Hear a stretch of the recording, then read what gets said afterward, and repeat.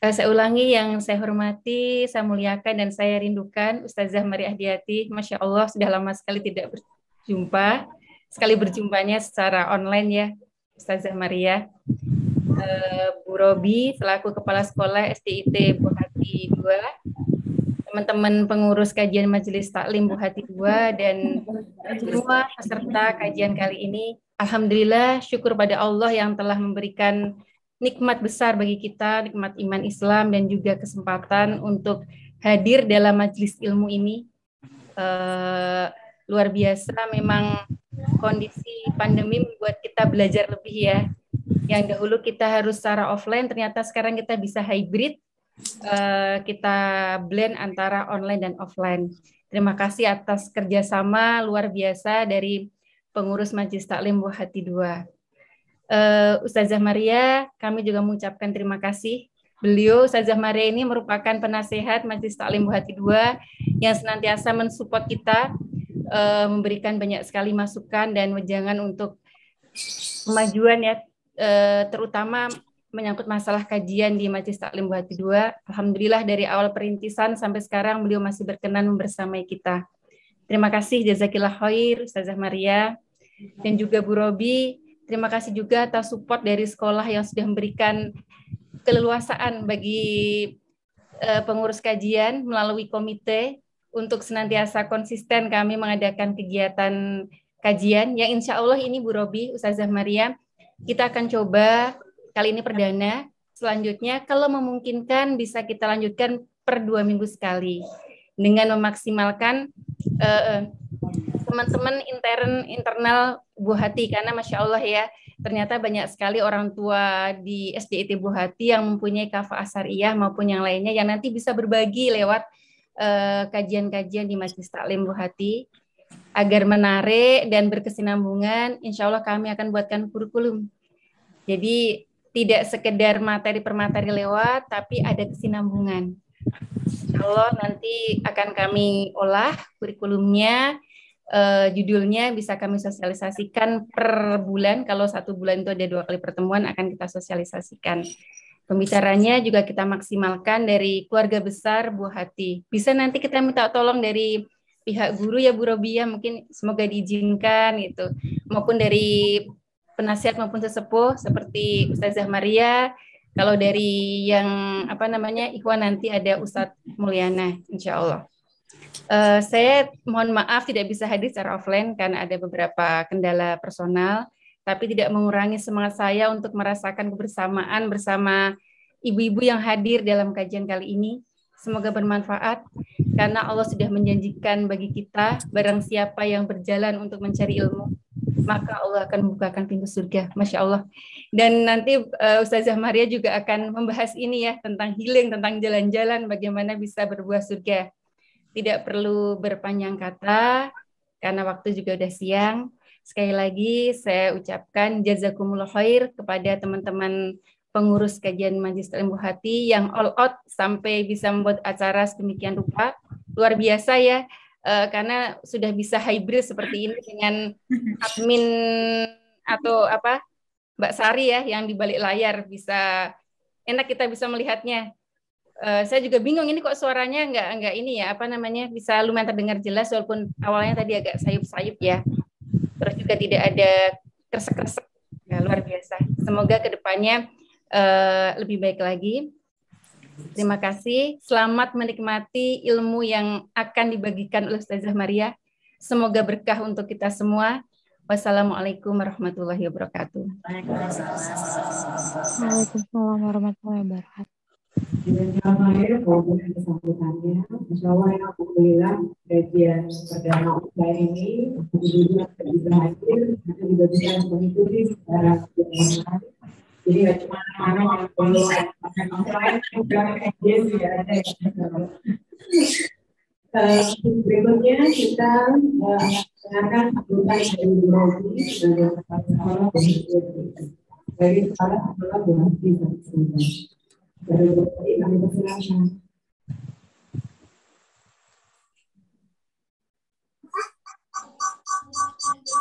Alhamdulillah, jazakallah khair ya.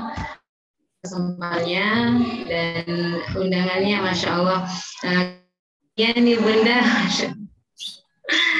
Bismillahirrahmanirrahim. Assalamualaikum warahmatullahi wabarakatuh.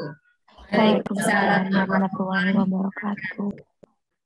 Alhamdulillahirrahmanirrahim. Alhamdulillahilladzi arsala rasulahu bil huda wa dinil haqq liyudhhirahu 'ala dini kullihi wa kafa billahi syahida. Asyhadu an la ilaha illallah wa asyhadu anna Muhammadan abduhu wa rasuluh la nabiyya ba'dah.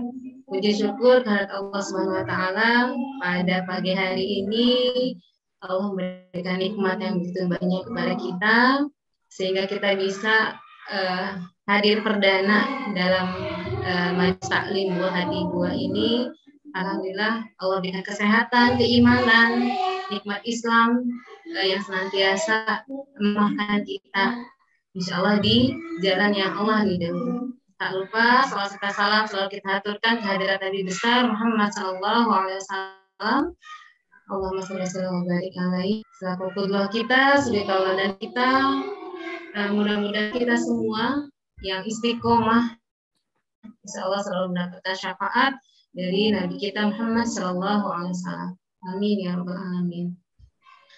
Yang saya hormati dan muliakan Ustazah Mari Ahdiati, biasa dipanggil Bunda Umi Aisyah, ya kebetulan alumni angkatan pertama. Ya mungkin tadi saya bilang ini seperti reunian, Masya Allah Umi. Apa kabar Umi? Alhamdulillah sehat ya. Saya melihat Umi sehat, awet muda itu tentu karena senyumnya yang khas, Masya Allah Ustazah. Jadi kangen nih. Kemudian yang saya hormati juga Bunda Azam atau Ibu Siti Yubaida selaku Ketua Majelis Taklim Buah Hati 2. Assalamualaikum Bunda Azam, terima kasih, Masya Allah masih tetap semangat untuk bersama kami ya di Buah Hati 2. Kemudian yang saya hormati Bunda Wulan Anggraini selaku Ketua Komite SDIT Buat Islam School 2. Alhamdulillah sudah berkolaborasi bersama Majelis Taklim Buah Hati 2. Alhamdulillah. Jadi sangat bersyukur sekali gitu ya, pendiri Majelis Taklim ini Masya Allah masih menyempatkan hadir, Allah masih berikan kesehatan sehingga masih bisa bersilaturahim tadi dalam naungan di Majelis Taklim ini ya. Ada Ustazah Maria selaku penasihat, kemudian Ketua Majelis Taklim Bunda Azam, dan berkolaborasi dengan komite serta sekolah. Insya Allah kami dari sekolah sangat senang ya, sangat mensupport ya kegiatan ini, adalah Majelis Taklim ini, karena memang bukan hanya di SD 2. Alhamdulillah saya sering melihat juga gitu ya di kajian di unit-unit lain gitu, ada kajian untuk khusus orang tua juga. Nah ini kajian yang luar biasa, sangat banyak manfaatnya, berkolaborasi antara Majelis Taklim, komite dan sekolah ya. Alhamdulillah mungkin hari ini mohon izin mungkin belum bisa di sekolah karena kan sudah aktif belajar ya Bunda ya. Insya Allah jika memang hari libur kegiatannya boleh gunakan sekolah, insya Allah kami support ya. Dari tema-tema yang sebelumnya pernah digulirkan itu luar biasa manfaatnya, dan ini tema kekinian ya Bunda ya. Masya Allah ini luar biasa panitia, jazakillah kepada panitia yang sudah mengangkat tema healing. Healing itu kayaknya lagi tren ya, healing dulu kayak orang-orang kalau status gitu ya, healing dulu kayak orang-orang ini, apalagi pandemi gitu ya. Pandemi itu kita sudah bersabar 2 tahun ini mengurangi aktivitas di luar. Alhamdulillah perlahan kita sudah mulai boleh gitu ya untuk beraktivitas, maka kata healing ini sangat familiar gitu ya. Tapi healingnya bagaimana? Masya Allah panitia mengangkatnya healing bukan hanya sekedar menyenangkan hati begitu saja atau sifatnya duniawi, tapi tadi healing muslimah yang berbuah surga. Nah, ini mungkin kita semua seperti apa sih yang berbuah surga ini, kata healing yang kita tahu, yang saya tahu mungkin ya, saya tahu jalan-jalan ke puncak, lihat alam, senang. Nah, ntar balik lagi, penat lagi gitu ya dengan pekerjaan rutinitas. Nah, apakah itu seperti itu sudah termasuk ibadah atau belum? Mungkin nanti insya Allah ya kita akan mendapatkan ilmunya dari Ustazah, sama-sama kita mendengarkan, menyimak, mudah-mudahan kajian ini Allah berkahi dan banyak sekali manfaatnya, insya Allah. Jadi bukan hanya healingnya emak-emak gitu ya, kan mama juga butuh healing, tapi healing yang membawa kita ke surga, karena ke surga itu tidak sendirian. Semoga kita semua yang berada di sini kelak akan berjumpa lagi di surganya Allah. Mungkin itu saja dari saya. Mudah-mudahan ini silaturahim yang pertama dan akan seterusnya insya Allah ya. Bagi yang alumni sudah tidak melanjutkan di Buah Hati Pusat pun SMP, tapi alhamdulillah tetap bergabung di Majelis Taklim Buah Hati 2 ini.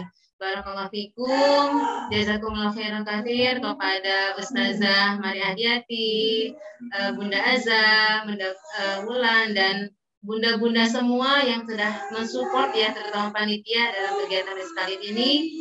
Semoga Allah memberikan pahala yang terbaik atas usaha-usaha kita untuk meraih surganya Allah. Amin ya rabbal alamin. Billahi taufiq wal hidayah. Wassalamualaikum warahmatullahi wabarakatuh.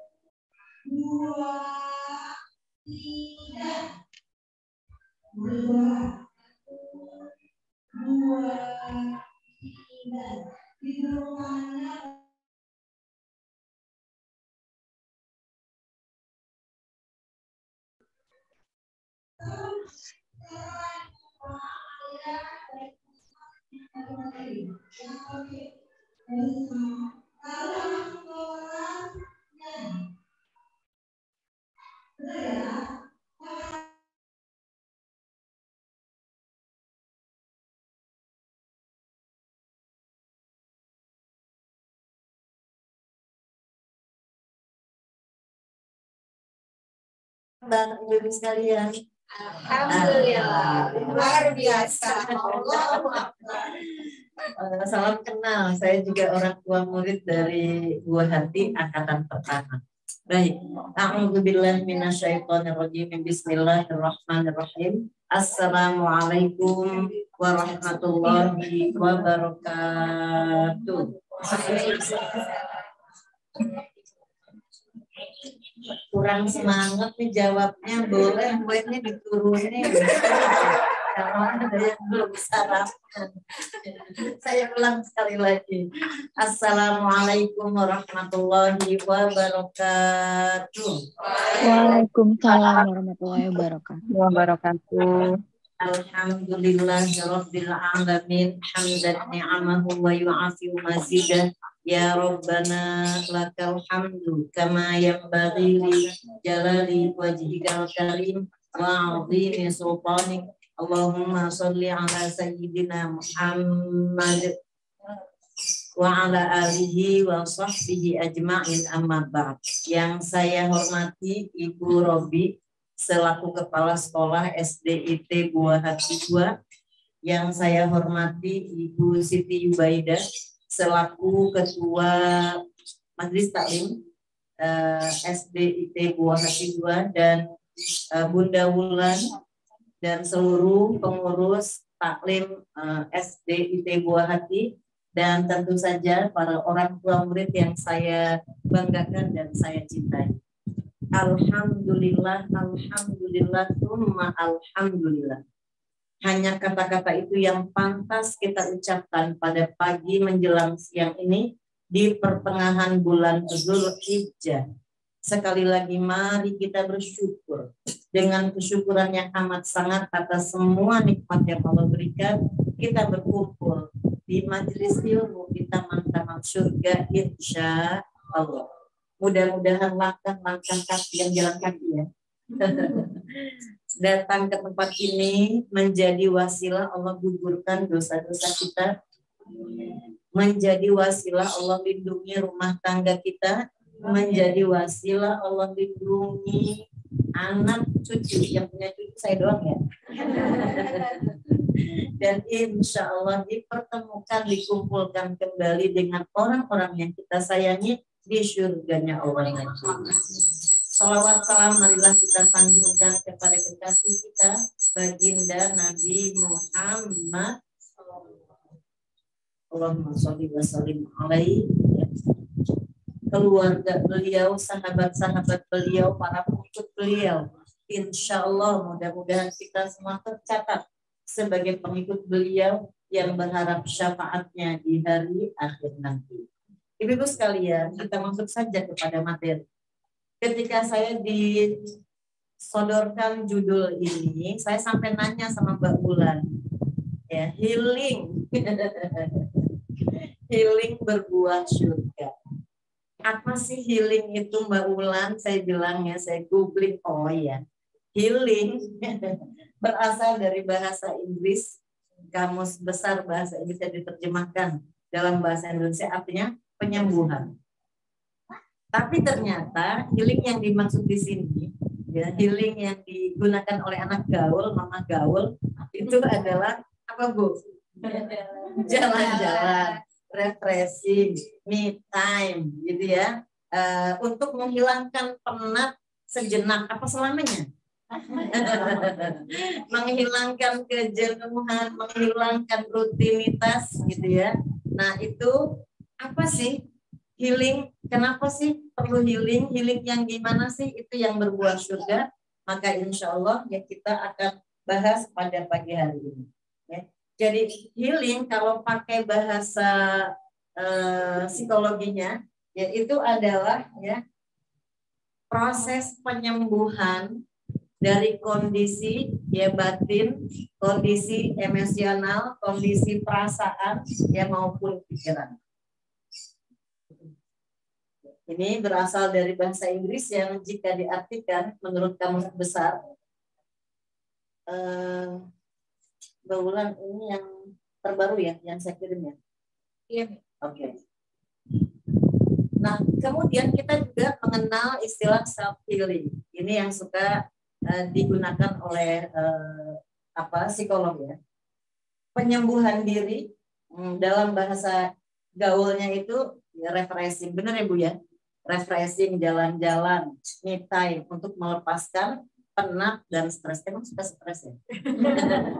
Kemarin nanya di stres. Nah, kemudian kalau diartikan healing ini seperti bahasa gaul refreshing, jalan-jalan, ya, ada nggak sih dalam Islam? Bagaimana hukumnya dalam Islam? Ya.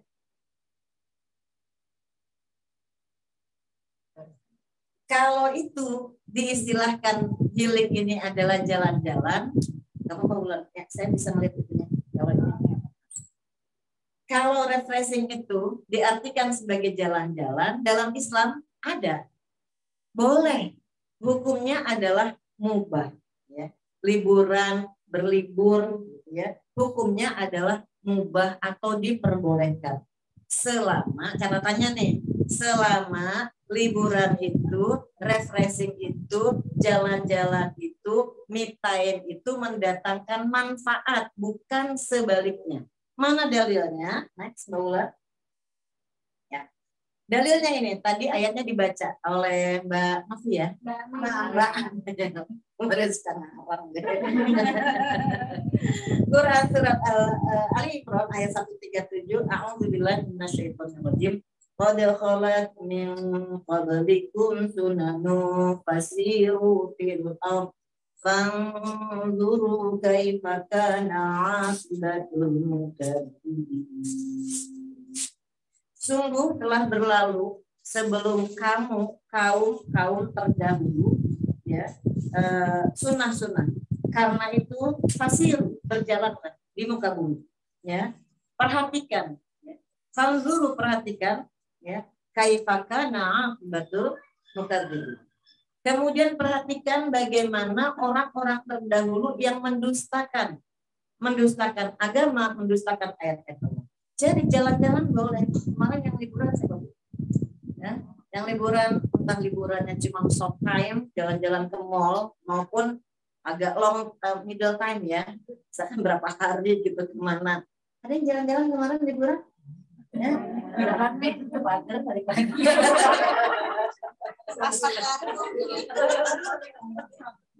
Gitu ya. Jadi kata Allah, ini perintah, boleh ya. Sungguh telah berlalu kaum sebelum kamu. Kita bisa lihat bagaimana kaum-kaum terdahulu yang mendustakan agama, mendustakan ayat-ayat Allah, suruh lihat apa akibatnya. Kalau kita jalan-jalan ke mall, apa yang dilihat, Bu? Kalau kita jalan-jalan ke mall, apa yang dilihat? Outfit ya, baju. Kemudian bisa dilihat apanya? Price-nya, dilihat harganya.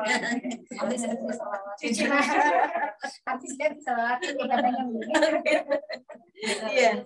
Jadi teman-teman sekalian, ya boleh dibikin 2 shot aja. Nah, tapi tetap pakai masker. Ya. Jadi ya, hukumnya healing kalau diartikan healing itu jalan-jalan. Kalau diartikan healing itu adalah me time, refreshing, berjalan di muka bumi, hukumnya mubah, boleh. Ini dalilnya. Yang kedua, next. Nah, di ayat ini Allah juga belum bisa lihat, Anda lihat di situnya.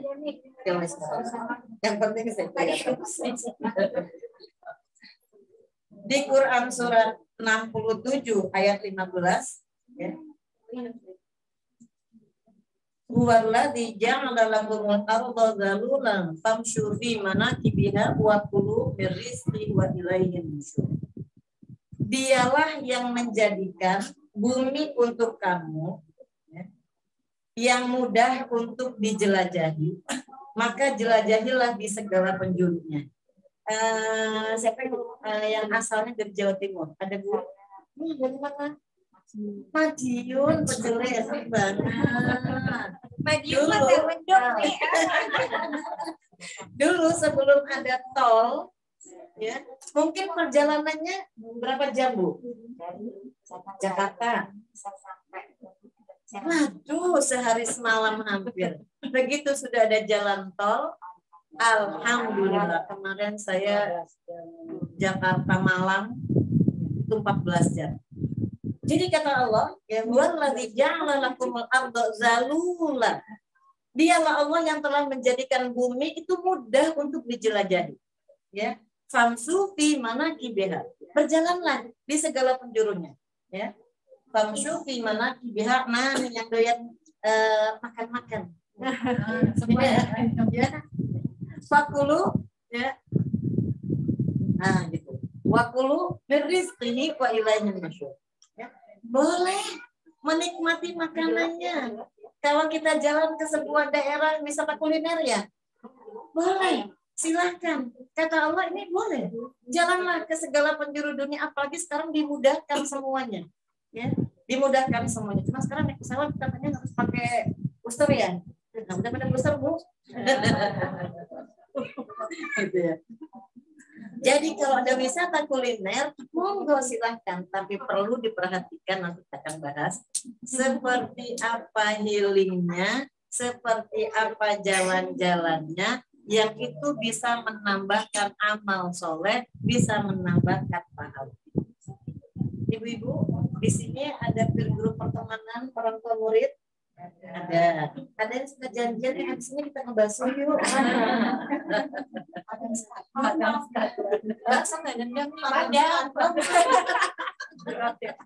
Itu kalau ngejemput ya. Boleh nggak kira-kira begitu? Boleh. Dengan catatan ketika kita butuh refreshing itu kira-kira prosentasenya seminggu berapa kali ya, atau sebulan berapa kali? Jangan sampai mengabaikan kewajiban kita, jangan sampai jatuhnya tabdzir berlebihan, dan jangan sampai jatuhnya kepada maksiat. Na'udzubillah min dzalik. Kalau Kalau anak-anak geng ya, kalau mama apa namanya? Geng juga.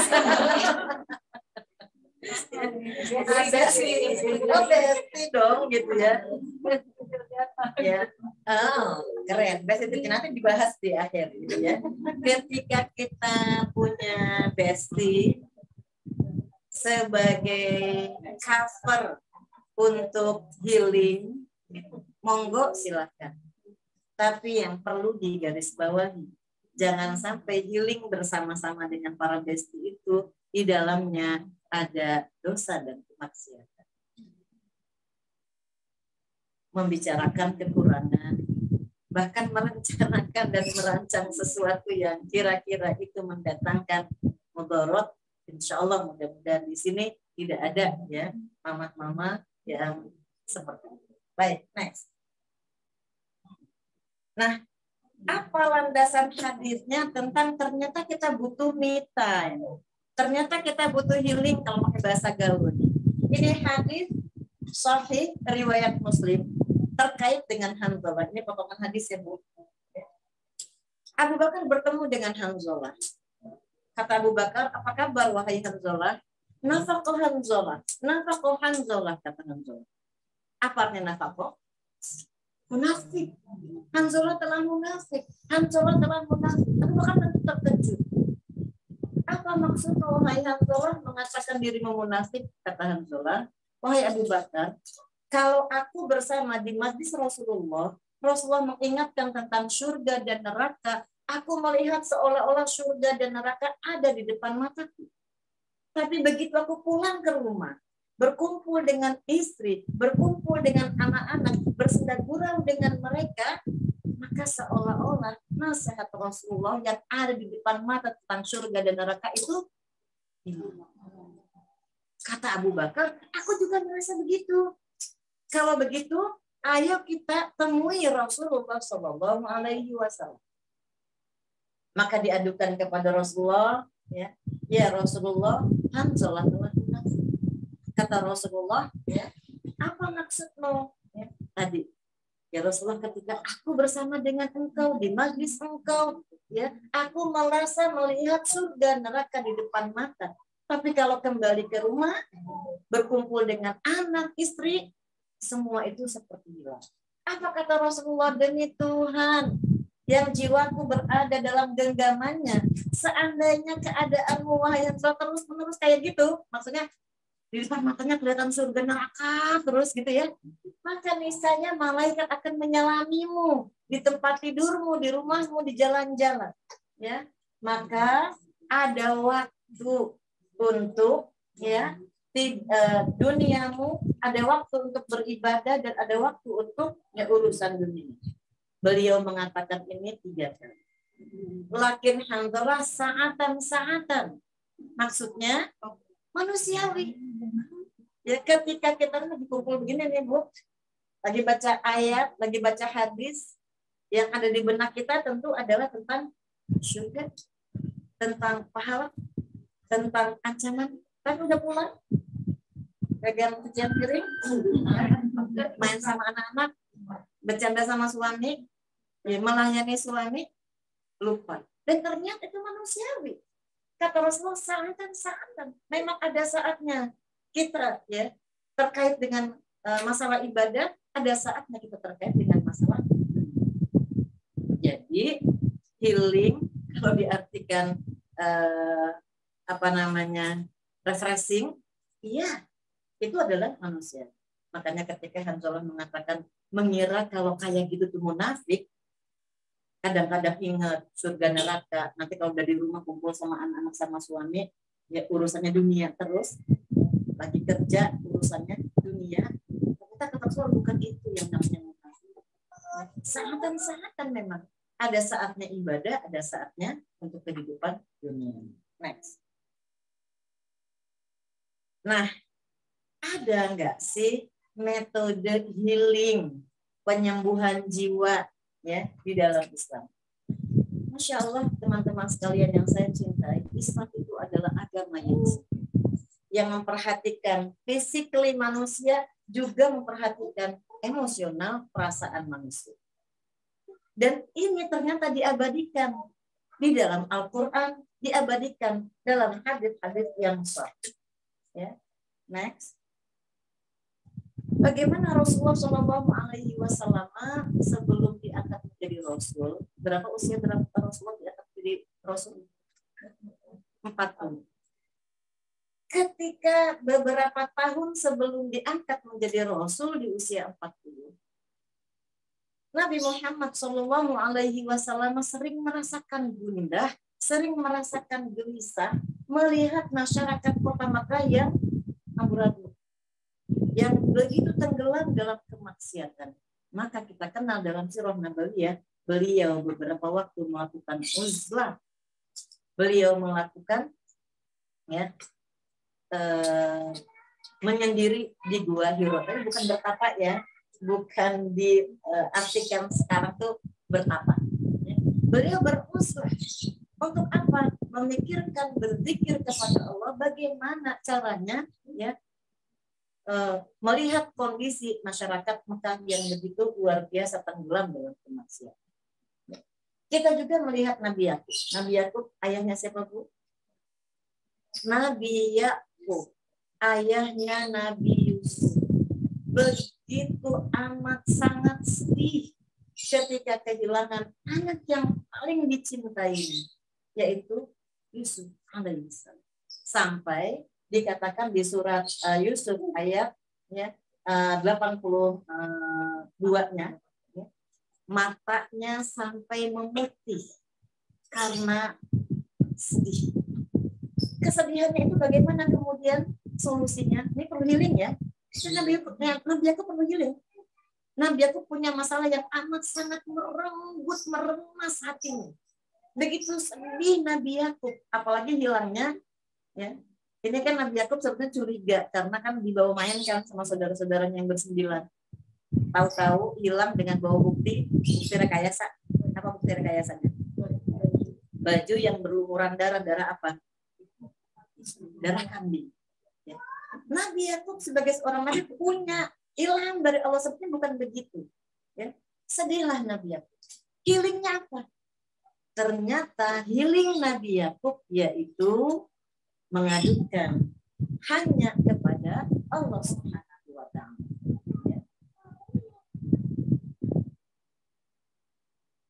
Apa tuh? Watawala enggak, masih yang tadi. Dan dia Nabi Yakub berpaling dari mereka, dari anak-anak yang seraya berkata, ya, aduhai duka citaku terhadap Yusuf, dan kedua matanya menjadi putih karena sedih. Ya, dia diam menahan amarah terhadap anak-anak. Next. Kurang dekat. Biar kedepan komplek katanya. Nah, ya. Oh lah, nah ini healingnya Nabi Yakub. Jadi ternyata dalam Islam itu diperhatikan yang ada perasaan marah, perasaan sedih, perasaan kecewa. Pernah ngerasain begitu nggak, Bu? Pernah? Apa sering? Kita lihat bagaimana healingnya Nabi Yakub. Perasaan marah, perasaan sedih yang amat sampai matanya memutih karena kehilangan ya, Yusuf, karena anak-anaknya.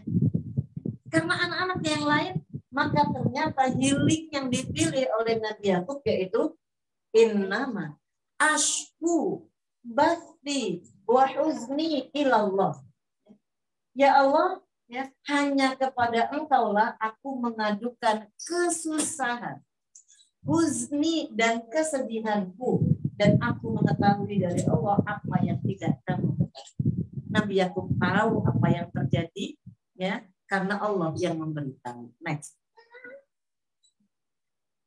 Ternyata teman-teman sekalian, healing di dalam Islam, penyembuhan jiwa dalam Islam itu diberi guidance oleh Allah Subhanahu wa Ta'ala di Quran surat Ar-Ra'd ayat 28.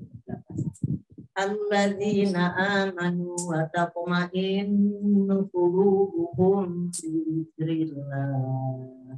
Adapun orang-orang beriman, hatinya menjadi tenang, taqma'innu, ya, itminan, tenang, tentram dengan berzikir. Suka nggak melihat, Bu? ada orang yang suka pegang zikir kecil aja yang 33 biji. Walaupun mungkin apa namanya ini banget sih kalau mau bawa zikir gitu ya, kayak kalau bawa tasbih nih kemana-mana kayaknya dan tanda kutip soalin banget sih gitu ya. Nah, kita nggak boleh begitu. Karena ternyata healing yang sangat dianjurkan di dalam Al-Quran itu bizikrillah. Ditegaskan lagi oleh Allah bizikrillahi tatma'innul qulub. Ingatlah hanya dengan mengingat Allah hati menjadi tenang, tentram. Jadi healing penyembuhan jiwa dalam Islam itu juga diperhatikan. Next. Nah, teman-teman sekalian, ini tadi healing, refreshing. Kalau diartikan healing, refreshing, jalan-jalan me time ke salon, kira-kira refreshing nggak? Tapi kalau sering-sering bocor gitu ya. Sering-sering apalagi nih gitu ya, krim bat gitu ya. Tapi ini komedi udah mulai muncul misalnya gitu ya. Masya Allah.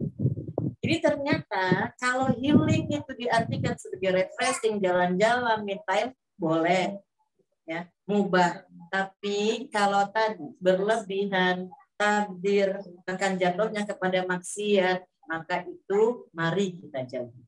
Kalau healing diartikan sebagai penyembuhan ya, luka jiwa, luka batin, maka ini tadi ya contoh. Nah sekarang kita sebagai perempuan coba kita gali dalam Quran, dalam hadis ya, adakah contoh-contoh yang diabadikan di dalam Islam yang kita harus jadikan itu role model ya. Nah kita lihat ini hadis riwayat Imam Hakim ya. Sayyidatun nisa ahlil jannah arba. Pemuka perempuan, tokoh perempuan penghuni surga itu ada 4. Penghuni surga insya Allah banyak ya. Mudah-mudahan ya Allah dengan rahmat Engkau, dengan ampunan Engkau yang duduk hadir di sini dimasukkan ke dalam surga ya. Nah, Rasulullah SAW menjelaskan ada 4 tokoh perempuan penghuni surga. Siapa itu? Ya, Maryam binti Imran, Fatimah binti Rasulullah SAW, ya, wal Khadijah binti Khuwailid, wa Asiyah. Jadi ada 4 tokoh penghuni surga dari kalangan perempuan. Yang pertama adalah yang pertama siapa Bu? Maryam binti Imran. Kenal Maryam binti Imran? Kenal insya Allah kalau kita membaca Al-Quran, kalau kita membaca sejarah-sejarah Islam. Ya. Surat Maryam ada, nanti ada sebagian kisah tentang Maryam di surah Al-Imran karena keluarga Imran, Maryam binti Imran. Ya. Maryam binti Imran, Fatimah putri Rasulullah SAW, Khadijah al-Khuwailid. Siapa Khadijah? Istri Rasulullah SAW yang pertama beriman, pertama menyerahkan seluruh jiwa, raga dan hartanya untuk dakwah Rasulullah SAW. Dan Asia, kenal Asia? Siapa Asia? Istrinya Fir'aun. Next kita kupas bagaimana ceritanya. Ya, teman-teman sekalian. Oh ini, saya ini salah nih. Oh iya benar. Ayatnya benar tapi artinya salah. Nanti dibetulkan ya. Kisah Maryam itu sebahagiannya diabadikan di surat At-Tahrim ayat 11. A'udzubillahi minasyaitonir rajim. Wa daraballahu mathalan lil ladzina amanu wa daraballahu mathalan lil ladzina amanu ra'ata fir'aun qalat rabbi li'indaka baitan fil jannah wa najjini min fir'auna wa 'amalihi wa najjini minal qaumil dhalimin. Ini Asia, kita bahas Asia dulu ya. Dan Allah buat perumpamaan bagi orang-orang yang beriman. Insyaallah kita orang beriman dulu. Insyaallah. Ya lihat role modelnya kadang-kadang begini. kalau kita baca Quran, diceritakan tentang Maryam, diceritakan tentang Asia, kayaknya kejauhan deh. Gitu ya, Bu? Kita kadang-kadang suka buat barrier sendiri. Ini makanya ceritanya cerita yang mengawang-awang deh. Cerita yang jauh banget deh untuk nggak relate gitu ya. Makanya kadang-kadang film ngeri-ngeri sedap. Semua ngomong relate banget gitu ya. Relate apa sih? Baulan relate itu? Bener banget. Nah, gue banget gitu ya. Nah, kadang-kadang teman-teman sekalian, ini patut digarisbawahi. Ketika kita membahas tentang ayat, tentang hadis, kita buat barrier sendiri. Kita buat batasannya, kayaknya ceritanya mengawang-awang deh. Ceritanya cerita langit nih, sementara kita ini cerita dunia. Padahal, kata Allah buat perumpamaan bagi orang-orang beriman. Kalau kita ingin dia ke orang beriman, ini ada cerita role model, ya, yaitu Imro'ah Fir'aun. Di Quran tidak disebut namanya, nanti namanya ditafsir. Bagaimana istrinya Fir'aun itu? Kita tahu ceritanya. Siapa Fir'aun, Bu?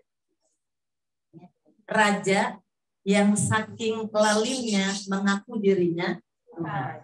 Sementara Asia, istri Fir'aun, ibu angkatnya Nabi Musa, ya, tidak mau mengikuti keyakinan Fir'aun. Asia beriman kepada Tuhannya Nabi Musa, Allah Subhanahu wa Ta'ala. Sehingga apa yang terjadi? Asia diintimidasi oleh suaminya. Asia bahkan diancam dikeluarkan dari istananya dengan segala kemewahan, dengan segala kenikmatan.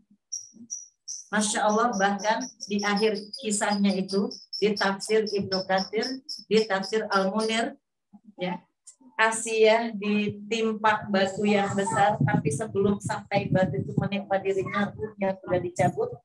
Dan apa yang dilakukan oleh Asia? Pertama, Asia mandiri secara keimanan. Makanya kalau ada istilah swargo nono, neraka katut. Wah, Asia tidak mau diajak ke neraka. Ketika suaminya mengatakan, Ana Rabbi, saya adalah Tuhan, maka Asia mengatakan tidak. Saya beriman kepada Tuhannya Musa. Jadi pertama, pelajaran pertama, Asia mandiri secara keimanan. Makanya begini, kadang-kadang kita diuji. Sesudah ngaji dari sana, ngaji dari sini. Oh, ternyata kewajiban suami itu jadi imam. Jadi ya, Bu, bukan cuma nyari duit, jadi imam, mendidik istrinya, mendidik anak-anaknya. Lah ini gimana caranya ngedidik istri anak sholat aja belang bentong misalnya. Kalau kita diuji dengan kondisi seperti itu, maka tetaplah kita mandiri secara kesolehan. Jangan saya kayaknya gimana mau solihan sih, orang suami saya aja nggak soleh. Nah, itu masih jauh dibandingkan dengan cerita Asia. Suami kita insya Allah masih Islam, walaupun sholatnya misalnya belang bentong. Asia yang lebih dahsyat lagi, suaminya kafir, bahkan bukan cuma sekedar kafir, tapi mengaku dirinya Tuhan. Asia mampu memilih tetap beriman. Pelajaran pertama. Yang kedua, kira-kira masalah nggak sih buat Asia suaminya kayak gitu? Banget dong. Banget ya, Bu. Jadi kalau nanya, perlu healing nggak Asia? Perlu banget. Kalau saya tanya, Ibu punya masalah nggak? Banyak ya. Ibu punya masalah ya? Punya. Asia punya masalah nggak? Banget. Masalahnya suaminya kafir, bahkan suaminya mengaku dirinya Tuhan. Apa healingnya? Kira-kira jalan ke mall nggak? Bahkan mallnya dicabut karena istana. Asia mungkin nggak perlu ke mall ya, Bu. Asia tinggal di istana. Asia kan ratu. Suaminya adalah raja. Semua kenikmatan ada di istananya Asia. Tapi kemudian Asia dikeluarkan dari istana, dicabut semua kenikmatannya. Apa healing Asia? Asia banyak berdoa. Doanya ini. Robbi benili aindaka baitan fil jannah. Wahai Tuhanku, bangunkan untukku surga di sisimu, istana di sisimu di surga. Wa najjini min fir'auna, dan jauhkan aku dari Fir'aun. Ya, wa najjini minal qaumil zalimin, dan lindungi aku, jauhkan aku dari perbuatan orang-orang itu. Makanya kenapa Asia kata Rasulullah jadi tokoh penghuni surga. Tokoh perempuan penghuni surga karena healingnya Asia seperti ini. Asia punya masalah banget. Apa healingnya? Healingnya mampu mandiri secara pribadi. Jadi saya tutup pesannya dulu. Jangan sampai ibu-ibu banyak ngaji, tapi malah nanti banyak berantem sama suami. Iya, karena gini, ketika dapat dari pengajian, kata ustadznya begini, suami itu nanti kan ada ayatnya, masih surat At-Tahrim. Ya ayyuhalladzina amanu qu anfusakum wa ahlikum. Nah, buat siapa ayat ini? Pertama buat suami, karena suami adalah kepala keluarga. Tapi kita sebagai istri dalam hadisnya wal mar'atu ra'iyatun fi baiti zawjiha. Perempuan juga pemimpin di rumah suaminya. Ayah, ini kata Pak Ustadz juga nih ayatnya nih dibuka lagi Quran Ibu. Ya kedua Anda ya. Ayah jadi suami itu jadi ayah tuh harusnya begini A B C D E. Suami kira-kira nih. Kalau suami yang egonya gede banget, walaupun benar kata istrinya, kira-kira begitu diterima atau pola wakila? Pola wakila. Ketika misalnya kita sudah ngaji kemana-mana, banyak dapat ilmu, tapi pada realitanya ternyata suami kita belum seperti yang kita dapatkan dari majelis-majelis ilmu. Maka tadi contoh Asia tetap mandiri secara keimanan, jangan tergantung. Saya menjadi solihah kalau suami saya soleh misalnya begitu. Rugi nggak kalau begitu? Rugi. Tapi tetap walaupun istri misalnya yang diberikan hidayah lebih dahulu sama Allah jadi solihah, suaminya dalam proses soleh tetap istri harus menghormati, taat selama tidak menyuruh kepada kemungkaran, enggak jadi suami tambah sebel nanti. Ya. Jadi ini. Jadi mandiri secara keimanan. Yang kedua banyak doa. Ya Allah ya Rabbi. Rabbi benili indaka baitan fil jannah. Wahai Tuhanku, bangunkan istana untukku di sisimu di surga. Wa najjini min fir'auna wa amalihi, dan jauhkan aku dari Fir'aun dan perbuatannya, dan jauhkan aku dari orang-orang yang zalim. Insya Allah. Jadi ini ya Bu, kenapa Asia ya diabadikan sebagai tokoh perempuan penghuni surga. Next berikutnya. Nah, Maryam. Kenapa Maryam disebut sebagai tokoh perempuan penghuni surga? Karena Maryam adalah perempuan yang sangat batul menjaga kehormatannya. Wa Maryam binata Imran, wa Maryam binata Imran allati ahsanat farjaha. Dan Maryam putri Imran memelihara kehormatannya. Ya. Wa nafakhna fihi min ruhina wa saddaqat bi kalimati rabbiha wa kutubihi wa kanat minal qanitin. Maryam putri Imran itu sangat menjaga kehormatannya, menjaga kemaluannya, maka kami tiupkan ruh kami, sebagian ruh kami, wa saddaqat bi kalimati rabbiha. Teman-teman sekalian, kalau kita baca kisahnya Maryam ini ketika di perut ibunya sudah bernazar. bernazar bahwa anak yang dalam kandunganku ini akan dijadikan anak yang hanya menyembah Allah, berbakti, nggak ngapa-ngapain.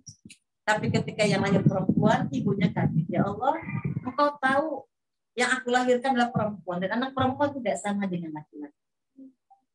Tapi ketika Allah menerima nazarnya, maka Maryam tetap menjadi hamba Allah yang hanya menyembah Allah, nggak ngapa-ngapain. Dibuatkan mihrab. Nanti yang mengasuhnya adalah Zakaria. Nah, apa yang terjadi?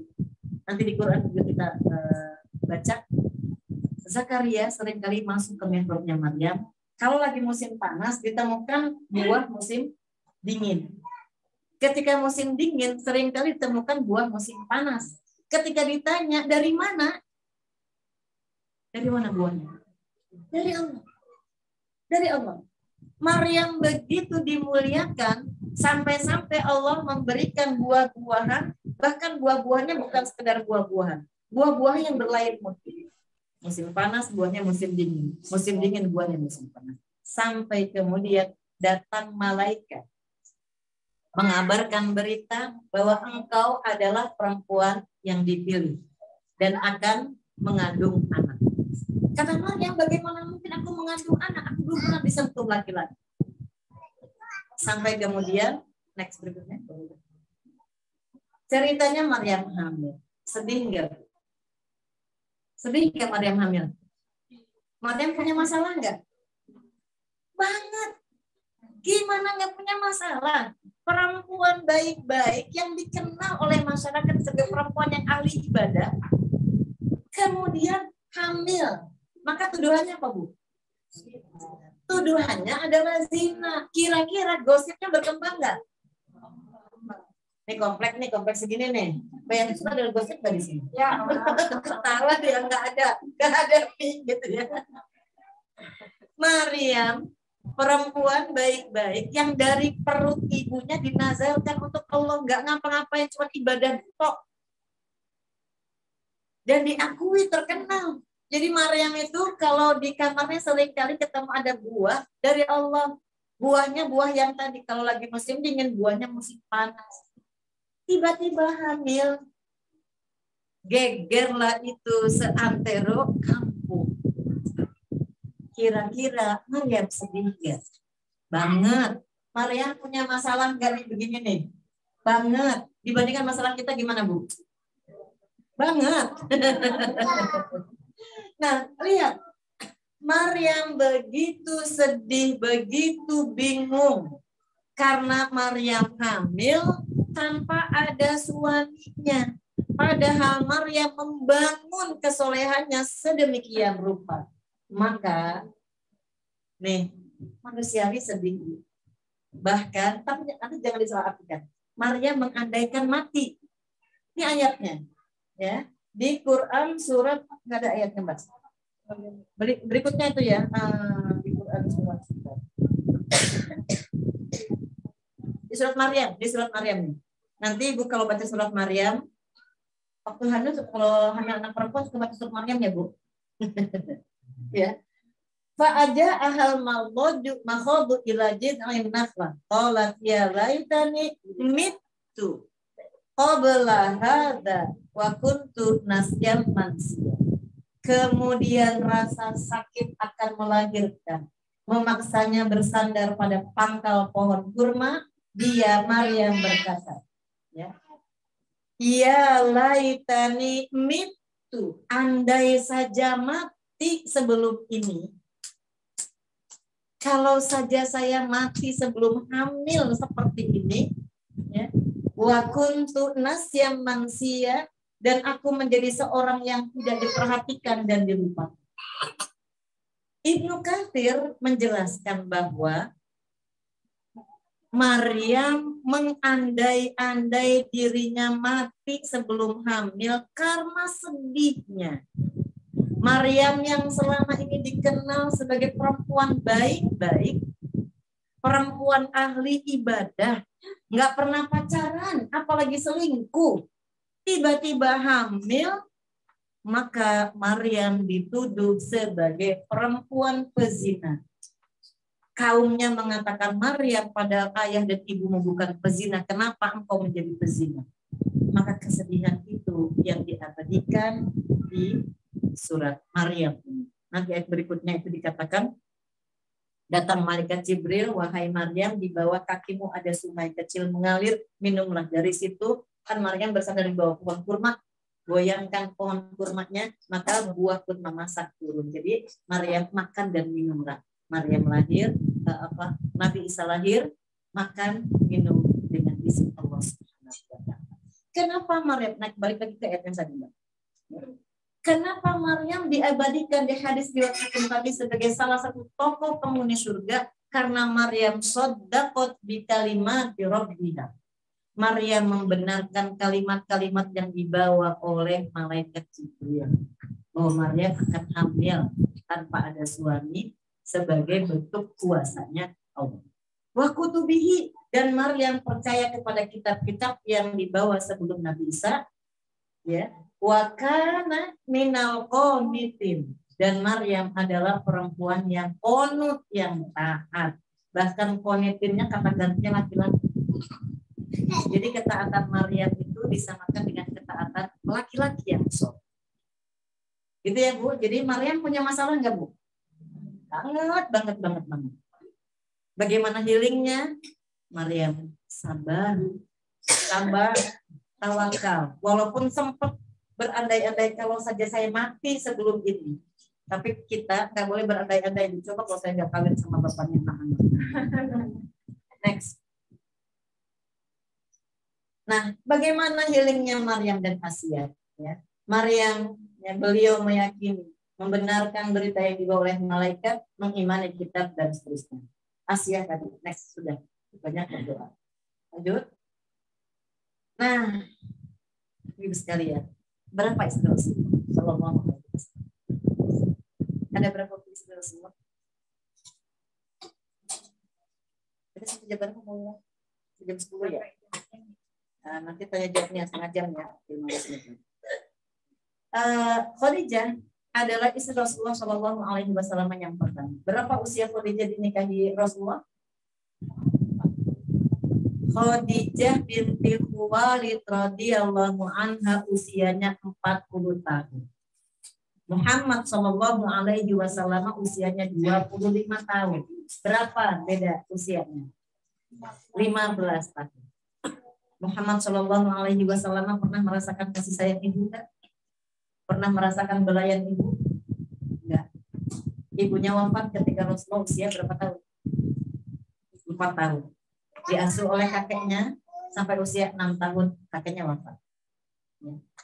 Ibu sekalian, barangkali kalau kita membaca sirah, salah satu hikmah Allah nikahkan Muhammad Shallallahu Alaihi Wasallam dengan Khadijah binti Khuwailid bukan gadis, bukan perawan, janda matang. Ternyata Allah sudah siap.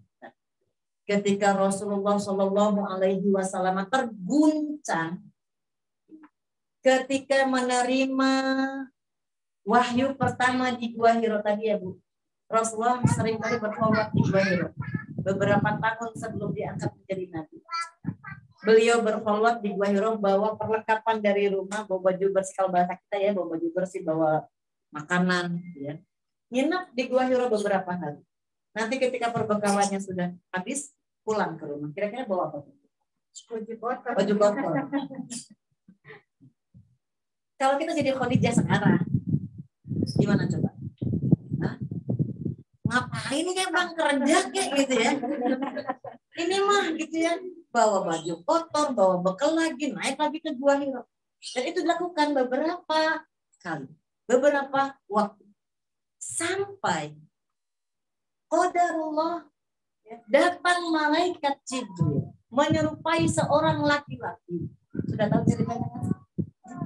Menemui Muhammad Sallallahu Alaihi Wasallam, dipeluknya, lutut ketemu lutut, dipeluk.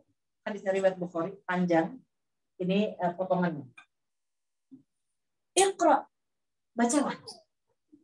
Rasulullah terkejut karena beberapa kali sholat kan nggak pernah ketemu orang di Gua Hiro. Beberapa kali berulang-ulang Rasulullah berkhulwat, menyendiri, bertafakur. Nggak pernah ketemu orangnya, tiba-tiba ada orang, nggak dikenal, tapi manusia. Dipeluknya beliau, dipaksa suruh baca. Kita tahu Nabi Muhammad adalah ummi, nggak bisa baca, buta huruf. Bukan berarti bodoh ya, buta huruf. Ma'ana biqori, kata Rasulullah, saya nggak bisa baca. Dipeluk lagi, iqra, bacalah ma'ana biqori, iqra, bacalah ma'ana biqori, sampai 3 kali. Rasulullah nggak ada pilihan, ikuti apa yang dibacakan oleh laki-laki ini. Sampai ayat kelima. Iqra bismi rabbikal ladzi khalaq, khalaqal insana min 'alaq. Iqra wa rabbukal akram alladzi 'allama bil qalam. Udah. Laki-laki itu pergi. Rasulullah shock. Muhammad Shallallahu Alaihi Wasallam nggak tahu kalau itulah saatnya beliau, kalau Kristen apa namanya, tahbis, ya, diresmikan jadi nabi. Itulah saatnya Allah mengirimkan laki-laki tadi itu sesungguhnya adalah malaikat Jibril, ya, yang membawa wahyu, dan saat itu, ya, tepatlah Rasulullah diangkat menjadi nabi. Bagaimana kondisi Rasulullah? Shock. Rasulullah kaget. Rasulullah takut. Pulanglah Rasulullah dalam kondisi menggigil ketakutan menemui istrinya Khadijah radhiyallahu anha seraya berkata, jamilun, selimuti aku dengan udah pucat ya, udah ketakutan, trauma. Kalau kita jadi Khadijah gimana? Suami pulang, udah pulang balik, ya, pulang kondisinya udah kayak ya semakut. Mungkin kalau udah ngomel-ngomel ya, lagian sih ngapain gitu ya. Ngapain kan kesambet, mungkin kalau kita begitu ya. Apa kata Khadijah? Apa yang terjadi wahai suamiku? Rasulullah Shallallahu Alaihi Wasallam menjelaskan bahwa tadi aku didatangi begini. Apa kata Rasulullah? Aku khawatir yang tadi itu adalah jin atau setan. Luar biasa. Khadijah bukan hanya menghealing dirinya sendiri, tapi mampu menghealing suaminya. Dengan cara, nih kata Rasulullah, aku sungguh khawatir sekali akan keselamatan diriku. Khadijah berkata, jangan begitu, wahai suamiku. Bergembiralah demi Allah. Allah tidak akan mengecewakanmu selamanya. Sesungguhnya engkau telah menyambung tali persaudaraan. Engkau suka memikul beban orang lain. Engkau suka memenuhi kebutuhan orang tak punya. Engkau suka memuliakan tamu. Dan engkau senantiasa membela kebenaran. Khadijah radhiyallahu anha menyikapi ujian dengan cerdas dan tawakal. Jadi Bu, itu kapan terakhir mau disuapin? Waktu habis dikasih uang?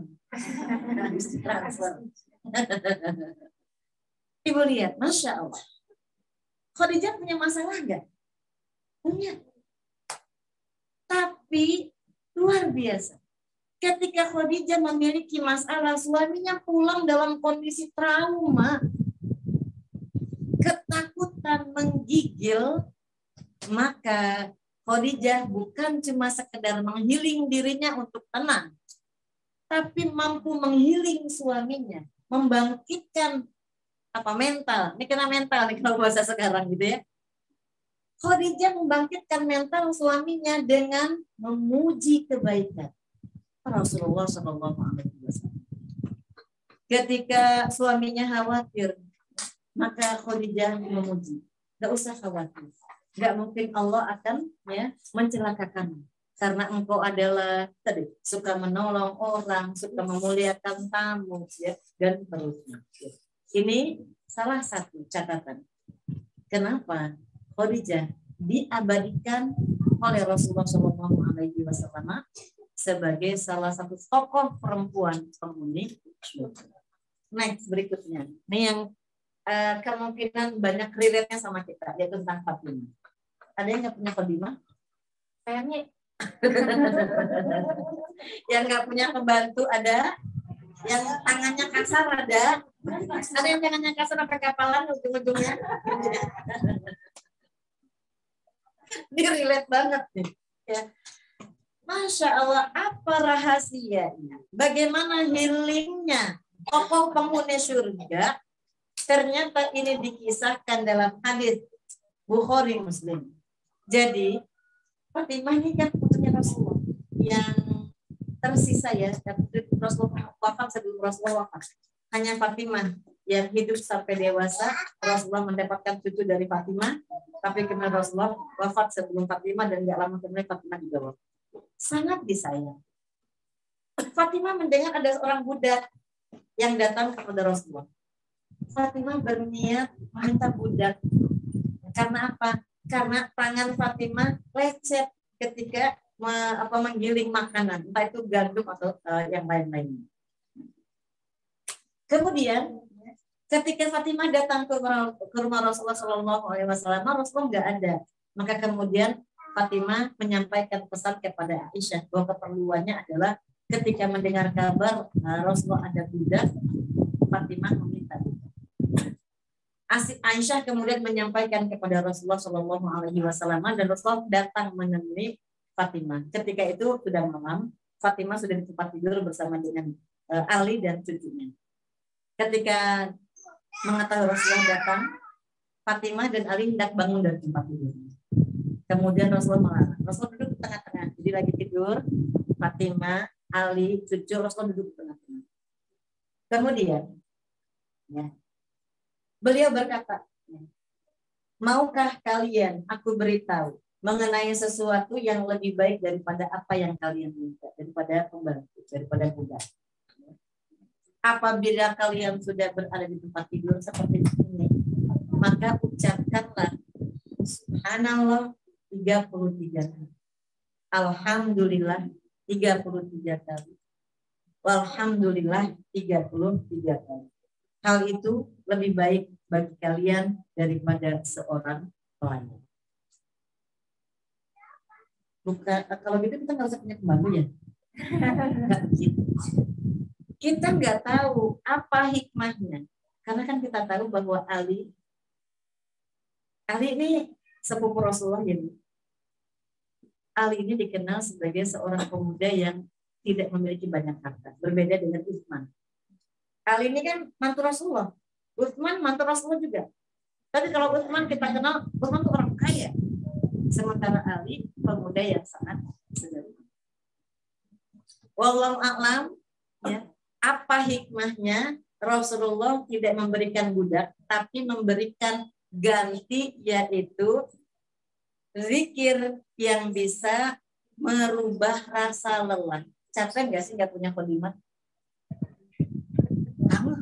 Apalagi anaknya masih kulincir, masih kecil-kecil. Kalau Bunda Ulan anaknya perempuan semua lebih anteng, lebih calem. Yang anaknya laki-laki, ini pengalaman saya. Waktu kecil anaknya laki-laki saya berharap dan nggak punya pembantu. Masya Allah. Gitu ya. Kalau dulu Bunda rasa tembok saya ini nggak berbentuk, kalau ini cuma coretan cuma sedikit ya, panjang. Makanya saya kira masalah udah SMP.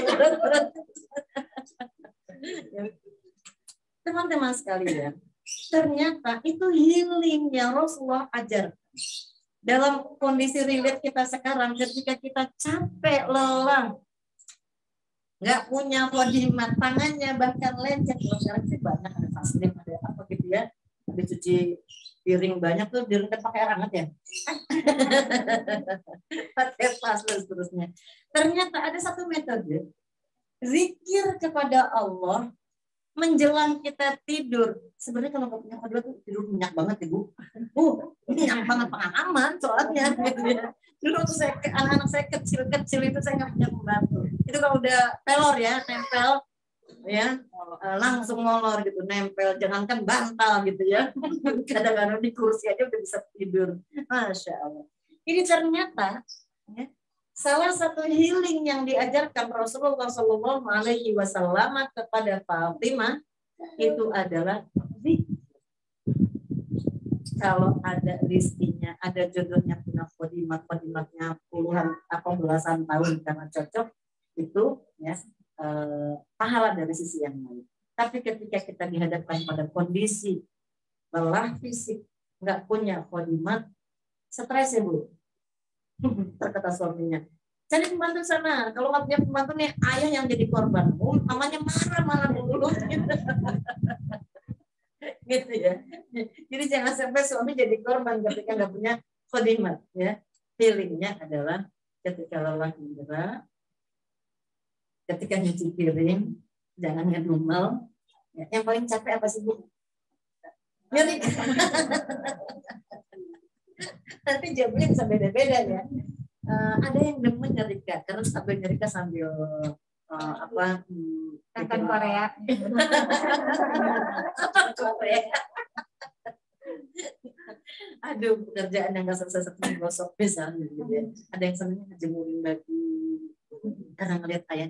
Saya senang ngejemur baju karena saya ngelihat ayah saya dulu suka ngejemur baju, angkatin, membalikin gitu ya. Sekarang ternyata kenapa saya senang ngejemur? Oh, itu nostalgia waktu kecil gitu ya. Jadi saya kadang-kadang kalau kakinya lagi sehat, saya naik ke atas, jadi cucian gilingan dari mas itu, kok jangan dijemur ya, kontak saya ngejemur. Saya ngejemur. Teman-teman sekalian, healing yang dicontohkan baginda Nabi banyak. Next, berikutnya. Udah ulang. Jadi ini kisah tentang perempuan, 4 tokoh perempuan penghuni surga. Punya masalah? Pasti. Masalahnya banyak. Healingnya apa? Ini tadi sudah kita jelaskan. Nah, sekarang kita ini kan bukan yang 4 nih. Tapi kita pengen masuk surga enggak? Pengen dong. Karena kita tahu dunia ini cuma sementara. Dunia ini adalah tempat persinggahan. Dunia ini tempat mengambil perbekalan untuk kehidupan keabadian. Dan kita berharap kehidupan keabadian itu adalah surga. Ibu, coba buka Quran surat Yasin. Bawa HP ya, buka surat 36 ayat 55. Yang sudah ngaji malam Jumat Yasin yang sudah hafal. Saya sering kali tanya sama ibu-ibu, Waji, boleh nggak sih berdoa, ya Allah, jadi gini, ada jamaah saya lagi punya masalah, sambil berurai air mata dia bilang, kata adiknya, lo sih kok kalau doa minta sabar melulu sama Allah, jadi lu dikasih ujian lagi biar sabar, lu dikasih ujian lagi, makanya lu jangan minta sabar. Akhirnya saya ubah buat di doanya, ya Allah saya nggak sanggup dikasih ujian, jangan saya kasih ujian. Ya, boleh nggak doa kayak begitu? Nggak bisa, karena ujian itu adalah sebuah keniscayaan. Dunia itu kehidupan yang penuh dengan ujian. Soalnya lagi nanya-nanya, wajib boleh nggak sih saya doa, ya Allah saya udah cukup dikasih ujian sekali aja, jangan dikasih ujian lagi. Emang ujian tuh jangka intinya berapa lama sih wajib gitu. Mau tahu jawabannya di surat di ayat 55. Tolong dibaca, ada yang udah ketemu? Berarti tolong dibaca.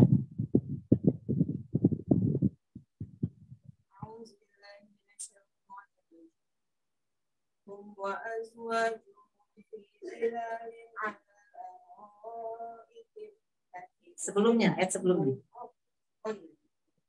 Inna ashabal jannatil yawma fi Inna ashabal jannatil yawma fi syughulin. Apa artinya, Bu? Sesungguhnya penghuni surga pada hari itu sibuk bersenang-senang.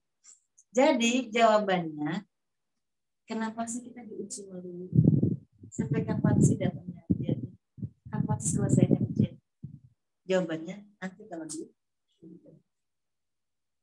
dunia tempatnya sibuk, dunia tempatnya capek, dunia tempatnya ujian. Terus kapan istirahat dari ujian? Kau di surga. Di surga tuh sibuk, Bu. Sibuknya ngapain? Sibuknya senang-senang. Kalau di dunia senangnya sekali-sekali ya Bu. Refreshing sekali-sekali, jalan-jalan sekali-sekali. Ya. Tapi nanti di surga itu kita sibuk bersenang-senang. Nah, karenanya, ayo kita lihat. Kalau tadi 4 tokoh perempuan penghuni surga, sekarang kita kira-kira bisa masuk surga nggak sih Bu? Insya Allah. Pengen masuk surga nggak sih Bu? Insya Allah. Apa bocoran dari Rasulullah Shallallahu Alaihi Wasallam tentang perempuan yang welcome, dipersilahkan masuk surga dari pintu mana saja? Berapa pintu surga Bu? Dalam sebuah riwayat beberapa itu 8 pintu surga. Nah perempuan yang model gimana? Yang diperintahkan, dipersilakan masuk surga dari pintu saja. Ternyata ini hadisnya. Idza sholatul mar'ah. Apabila perempuan itu sholat, khamsah, sholat yang 5 waktu. Apa Bu? Sholat 5 waktu. Sholat wajib. Bentar anak kan yang terlihat. Ya. Idza sholatil mar'ah khamsah wa shamat syahroha, jika seorang wanita menunaikan sholat 5 waktu, kemudian ya, wasomat syahroha dan berpuasa di bulan Ramadan, ya, wahafidot farjaha dan menjaga kemaluannya, wa ata'at azwajaha dan taat kepada suaminya, ya, qilalaha udkhulil jannah min ayyi abwabil jannah. Maka dikatakan kepadanya, masuklah ke dalam surga dari pintu manapun yang engkau mau. Hadis riwayat Ibu. Masya Allah.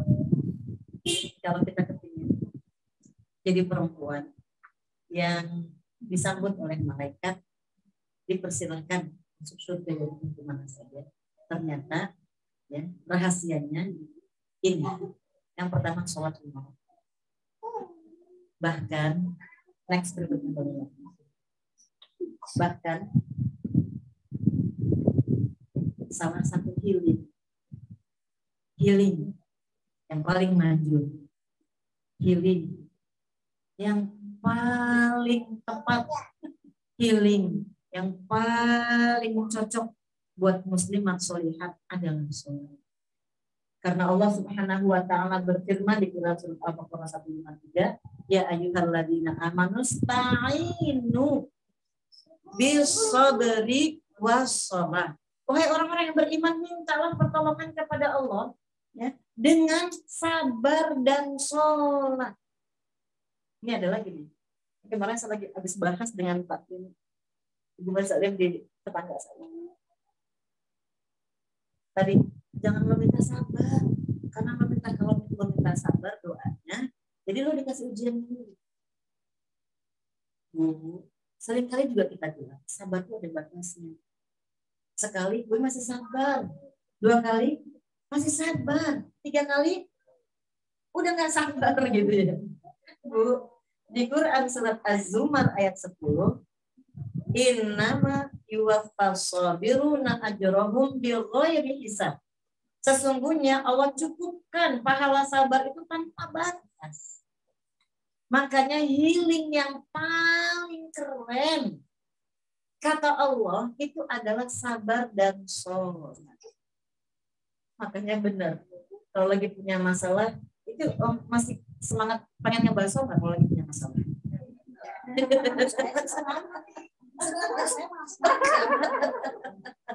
Nyari pelampiasan.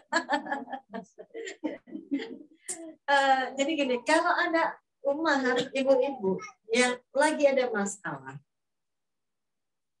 nggak semangat lagi ke mall, nggak berselera lagi makan bakso, pilihannya hanyalah menangis di hadapan Allah, air matanya membasahi sajadahnya, itu adalah healing yang diperintahkan oleh Allah Subhanahu wa taala.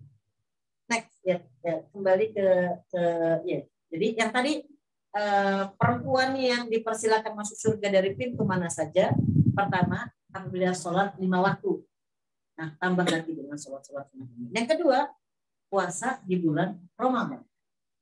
Ibu, Masya Allah. Ini ada yang masih punya utang puasa nggak? Walaupun dikasih rukhsah perempuan kalau hamil dan menyusui, tapi kalau sehat, upayakan puasa Ramadan. Upayakan puasa Ramadan. Kalau dia sudah mengkondisikan saya sehat, insya Allah sehat. Kenapa? Ternyata salah satu rahasianya orang puasa itu adalah kalau dia berdoa, doanya tidak ditolak. Wa idza sa'alaka 'ibadi 'anni fa inni qarib ujibu da'wata da'i idza da'a falyastajibu li wal yu'minu la'allahum yarshudun. Ini ayatnya ada di tengah-tengah ayat puasa. Hadis Rasulullah, 3 orang yang doanya tidak ditolak adalah orang yang puasa sampai dia berbuka. Jadi kalau lagi punya masalah kan nggak enak makan ya Bu. Kalau lagi punya masalah diet itu biasanya langsung turun berat badannya, gitu ya. Karena makan nanti. Jadi nih, yang ketiga, next berikutnya. Yang ketiga adalah menjaga kemaluan. Hati-hati. Kalau ada ujian rumah tangga, perempuan lain, atau dalam cerita-cerita selingkuh misalnya, itu yang ini nanti nyambung sama bahasan berikutnya. Kalau kita butuh teman dalam diri, jadi temennya solid. Karena kalau dapat teman yang salah, kalau case suaminya selingkuh, terus temennya bilang, cakep deh lo duit punya, kalau laki lo kayak gitu balas, gimana ceritanya? Tak boleh. Nah, aku bilang gitu. Jadi menjaga kemaluan. Yang keempat, taat kepada suami. Terakhir, next tahun karena waktunya udah selesai jam 10 ya. Ini next. Nah, ini kalau healing butuh teman. Teman-teman gini nih. Bestie ya. Teman-teman punya bestie nggak? Punya dong. Kadang-kadang gue butuh curhat. Ada di rumah nggak? Gue mau curhat nih gitu ya. Udah sampai ke ubun-ubun gitu ya. Masalah ya. Baik Ibu sekalian. Sebetulnya curhat yang paling baik adalah kepada Allah. Tapi kalau kita tetap butuh teman, apa nasihat dalam Quran dan hadis tentang memilih teman? Ini kata Umar dulu ya. Tidaklah seseorang diberikan kenikmatan setelah Islam yang lebih baik daripada kenikmatan memiliki saudara semuslim yang solid.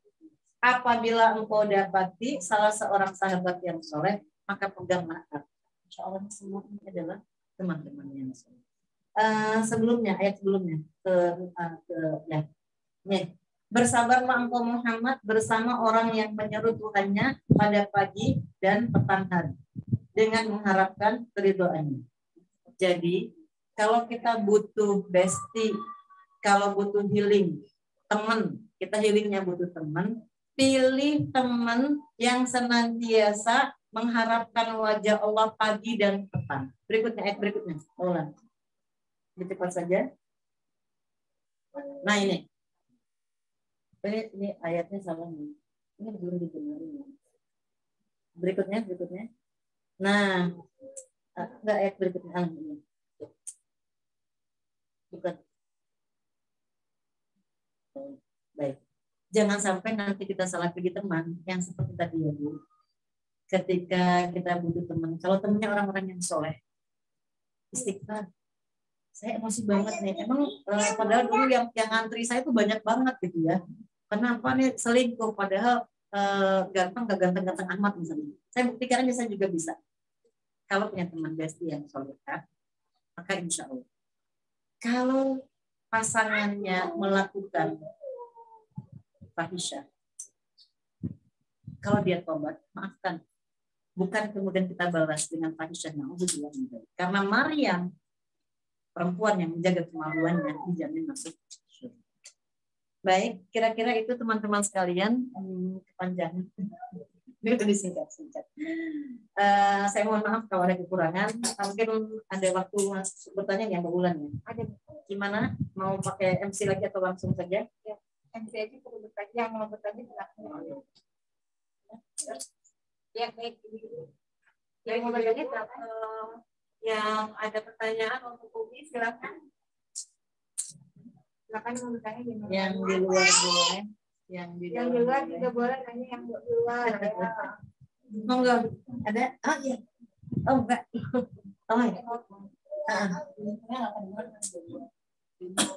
Oh iya. Jadi ibu sekalian kalau ada yang mau bertanya, monggo silakan. Ya, aduh.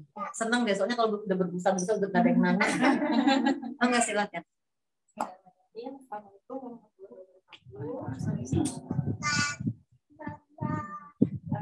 Saya Katis yang belum, saya Umi Zamer, satu kali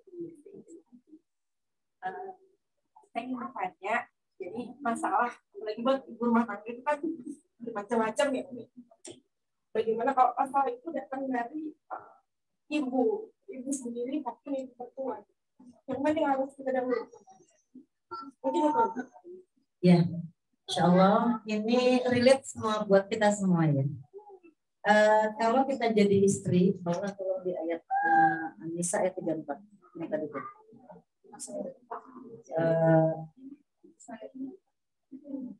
Di bawah yang tadi tentang perempuan masuk surga dari pintu mana saja yang taat kepada suaminya. Posisi kita jadi istri, kalau ditanya kemana, siapa yang lebih dahulu ditempatkan ketaatan kita, ibu kandung, ibu mertua, atau suami? Oke, disederhanakan gini, ibu mertua satu paket sama suami ya Bu. Ibu mertua itu satu paket sama suami. Ya. Kita baca ayatnya. Ar-rijalu qawwamuna 'alan nisa'i bima faddalallahu ba'dahum 'ala ba'din wa bima anfaqu min amwalihim. Ya. Laki-laki itu pemimpin bagi perempuan karena Allah lebihkan laki-laki atas perempuan, ya. Karena laki-laki telah menafkahkan sebagian hartanya kepada istrinya. Ya. Fasolihat ini An-Nisa ayat 34. Maka istri yang solihat itu pertama nih. Fasolihat qonitat. Istri yang solihat itu yang taat kepada Allah. Qonitat hafizat lil ghaibi bima hafizallah.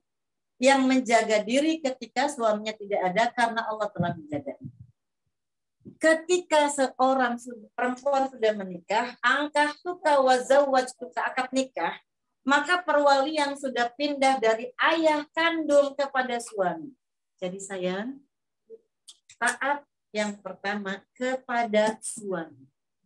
Saya nih udah punya anak, udah punya mantu. Saya punya anak perempuan satu yang baru nikah. Ketika anak perempuan saya nikah, yang paling nangis itu suami saya.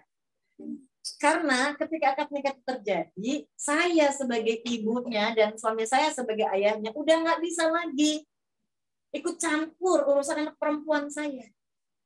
Karena yang jadi walinya, yang berhak ngatur kehidupan anak saya yang sudah nikah, yang perempuan, itu adalah suaminya.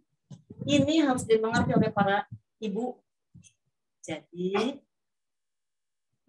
kalau ditanya mana dulu taatnya, suami dulu.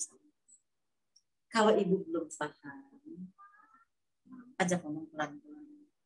Bukan berarti kemudian enggak bakti, tetap bakti. Dan kalau suaminya suami yang solih, insya Allah bahkan akan mendorong istrinya untuk tetap bakti kepada ibu. Ini contoh.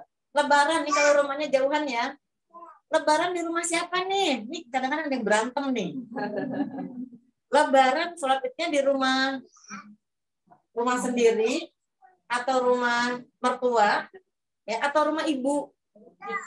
Oh, ini sebenarnya nyala nggak sih? Beneran mati. Jadi dari tadi saya baru. Jadi sayang bicara baik-baik sama ibu. Kalau ibu dalam tanda kutip nih, terlalu ikut campur urusan rumah tangga, sebaiknya kalau ibunya, kadang-kadang orang tua tuh udah nggak bisa dirubah ya, iya aja, iya gitu ya. Tapi kemudian kita pandai-pandai menyikapi menempatkan diri.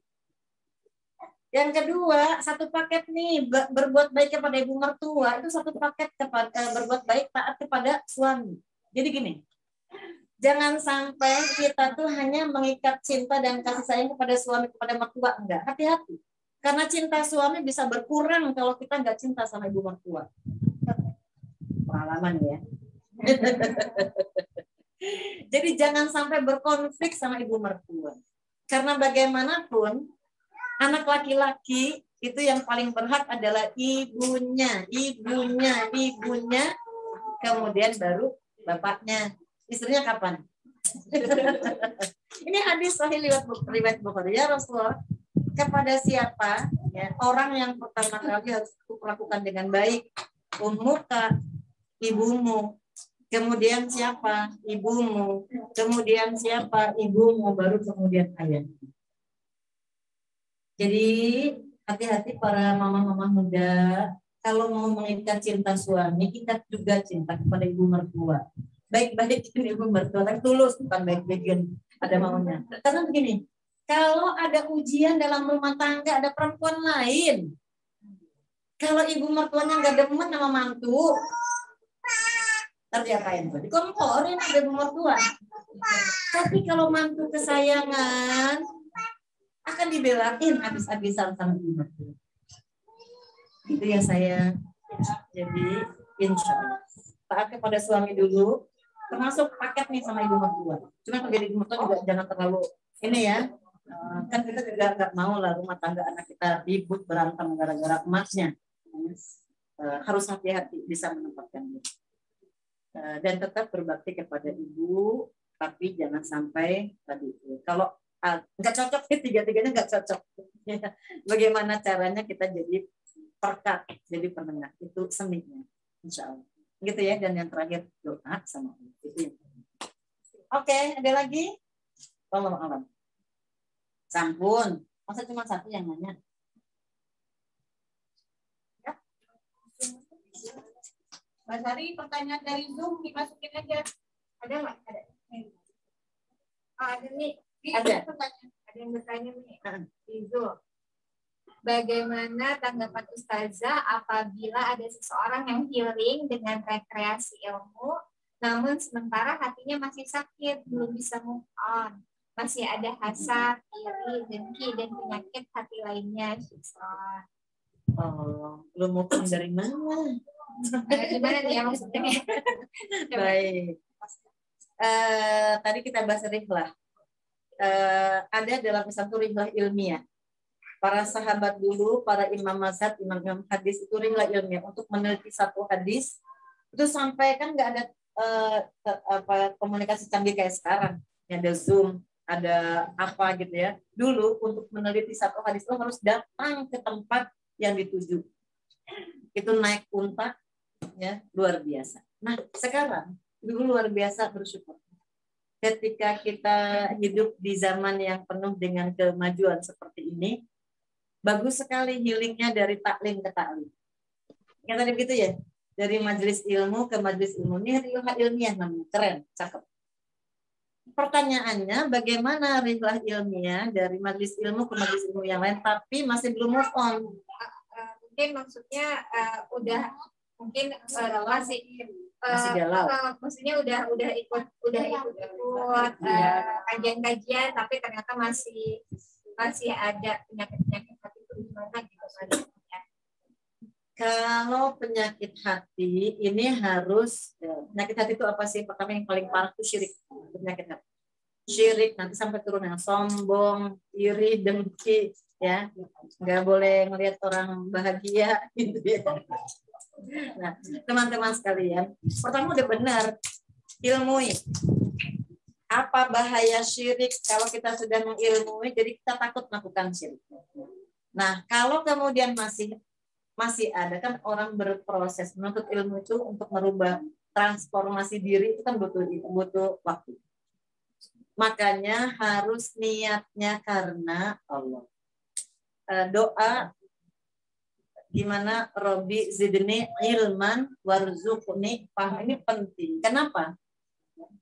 Robbi zidni ilman, ya Allah tambahkanlah ilmu, warzuqni fahman, dan beri rizki berupa kepahaman. Ini sangat penting.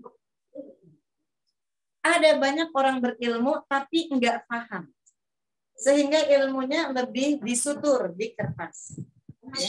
Makanya pentingnya orang menuntut ilmu itu, pertama niatnya karena Allah bersih, yang kedua doa, yang ketiga sungguh-sungguh ya mengamalkan. Kalau masih mungkin nanti saya sampaikan gini aja. Ada orang dari majelis ilmu ke majelis ilmu tapi hatinya belum move on, masih marah, masih sakit gitu ya. Ada nggak yang gitu, Bu? Punya masalah, udah bagus healingnya. Ini misalnya ada masalah keluarga dengan suami. Dengan suami ada masalah, ya misalnya kita ambil contoh, mudah-mudahan nggak terjadi. Ada will, marah, sedih, kecewa, ya. Walaupun udah dari majelis ilmu ke majelis ilmu, itu healingnya udah benar, udah bagus. Buka surat Ali Imran 133 sampai 137. Wasari'u ila magfiratin, ya.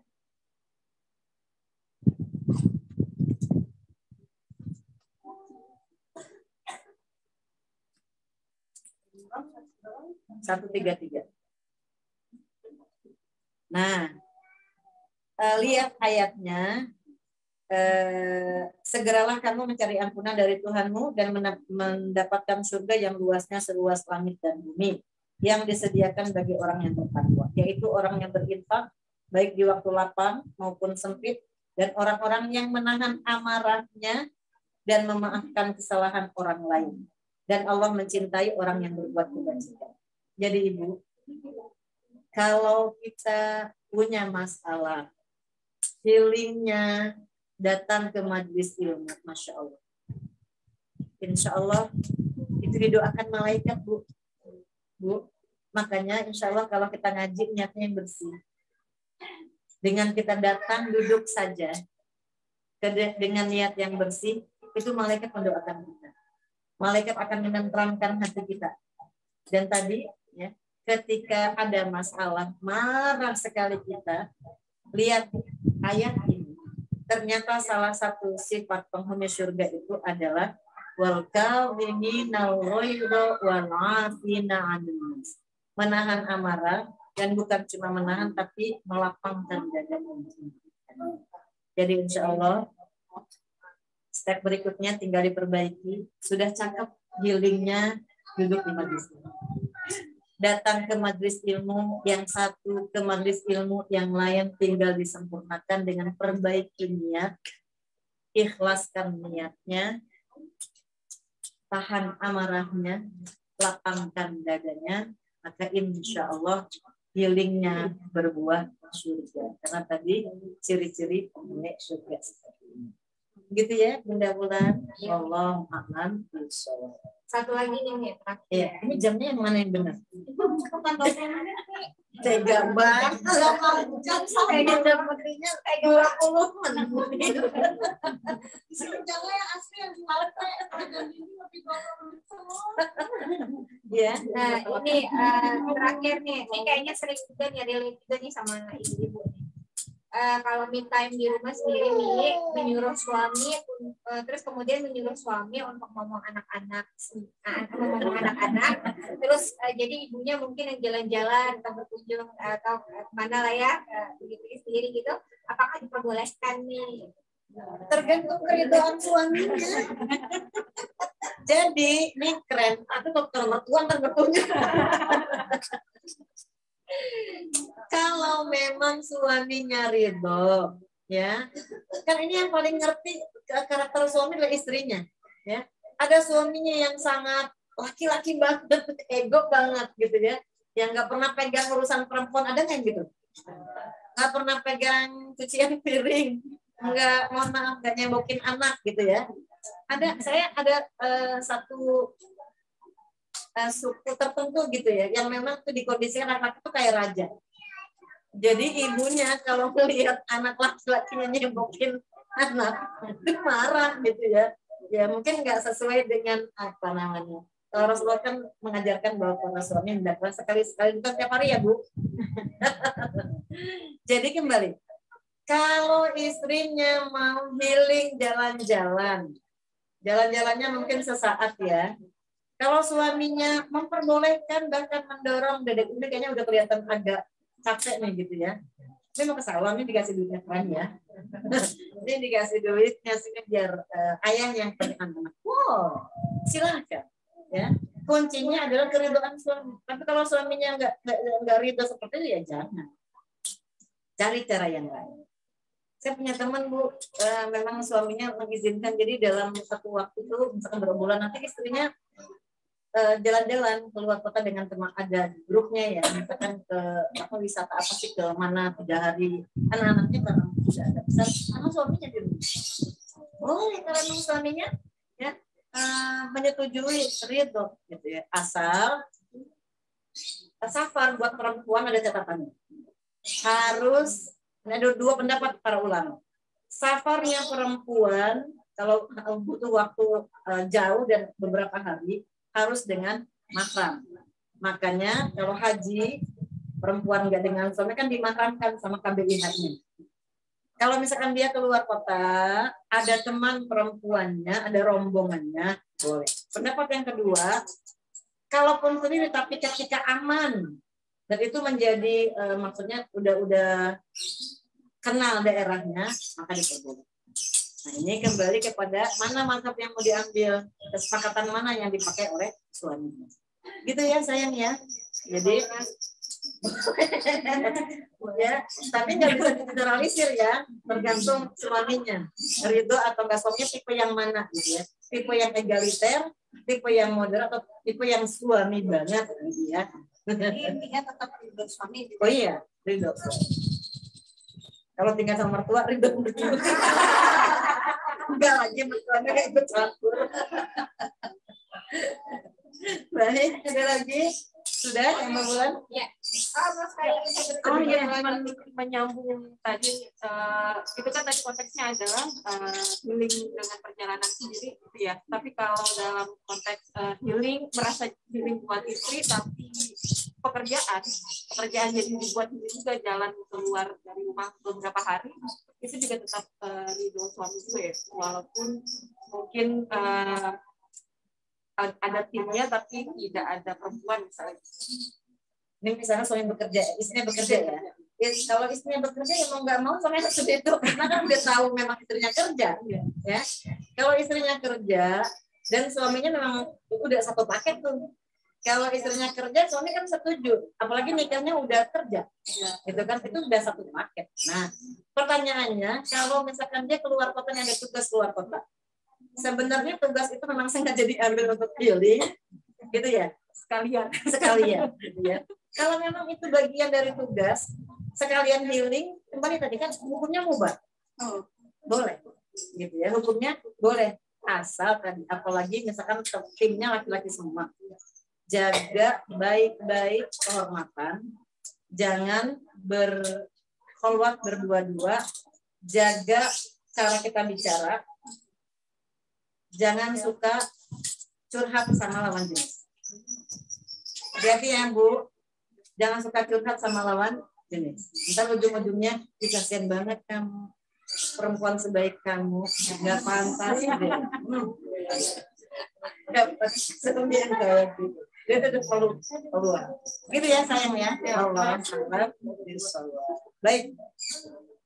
Teman-teman sekalian, Masya Allah, ini pertemuan perdana offline. Saya di sini ngajar masih online loh Bu. Saya ngajar di kantor masih online. Makanya saya tanya, ya offline gitu. Mudah-mudahan apa yang saya sampaikan itu nasihat untuk diri saya pribadi. Mudah-mudahan bermanfaatnya. Aku lupa bihadza, astagfirullahaladzim. Kalau ada jarum yang patah jangan disimpan di lemari besi. Kalau ada kata yang salah jangan disimpan dalam hati, apalagi lapor kepada polisi. Allah a'lam bishawab. Assalamualaikum warahmatullahi wabarakatuh. Waalaikumsalam warahmatullahi wabarakatuh.